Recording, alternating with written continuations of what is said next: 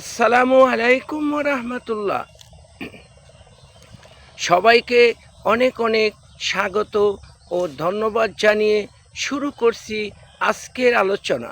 আজকের বিষয় RS record কি। আজ আমরা জানব আরএস রেকর্ড কি। তাহলে সহজ ভাষায় বলছি এক এক করে।